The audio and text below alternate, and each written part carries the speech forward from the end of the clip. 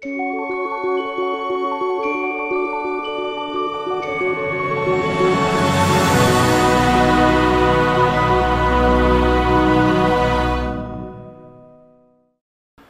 name is Fred Georgian from Info3. To keep it simple, I think I would say that what we are trying to do is to generate training ideas. But before I dive too deep into the details, let me talk a bit more about the problem we are trying to solve. There's too much data. Everybody knows that there is simply too much data. Take somebody who can invest 1 billion. He has easy access to prices, easy access to statistics, and he has easy access to news. But whatever he reads in 30 minutes, in 1 hour, is just a tiny drop in an ocean of data. Another way to look at things is how many languages can you speak? Can you speak Chinese? Can you speak Japanese? Can you speak Indonesian? So really, the problem we are trying to solve is streamline the access to data. We develop FinSense to solve that problem. FinSense stands for Financial News and Sentiment Screener. It's available on Bloomberg and as a standalone web application. In FinSense, you have the word sentiment. For FinSense, we have sentiment, and sentiment stands for sentiment analysis. Sentiment analysis, if you want, is a way to massively scan information and trying to assess investors' confidence by reading at news, blog, and social media. For instance, in that screenshot, you see the stock from the SP 500, and you've got a heat map, and that heat map will show you all the very positive news in dark green, all the slightly positive news in light green, and all the very negative news in dark red. We provide as well the raw data, the raw information behind our engine.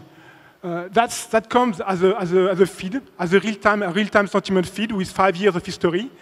And once you understand that we can do that at the stock level, we can do that for any level. We can do that for an index. We can do that for a commodity. We can do that at the microeconomic level, at the country level. We can assess words that denote fear, that denote happiness, that denote anger. And backtesting and research has proven that there's significant alpha in what we do. That's a trading word, but in other words, it means that you can make money using our signals at various time frames. And we are not just talking about high-frequency trading here. The target audience. We started to work with hedge funds and individual and professional investors. You get a few numbers on our tractions, but we're starting to get interest as well from various vendors and from consulting companies. Our business model is relatively simple. We have a monthly subscription, which is per user or per company. And we do as well tailor-made solution where we can fully customize our engine. And of course, the pricing is completely different. The market size, we're just talking about the market, the business information only, the 45 billion market. If you just look at the 700,000 front office professional, it's a 1.7 billion market. The hedge fund itself, 1 billion market.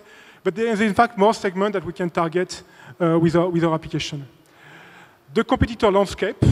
You get the first generation trading sentiment feed and historical news databases. And then there's a bunch of new players coming in recently who focus mostly on social media sentiment, so to say Twitter. Our IP on technology is quite clear.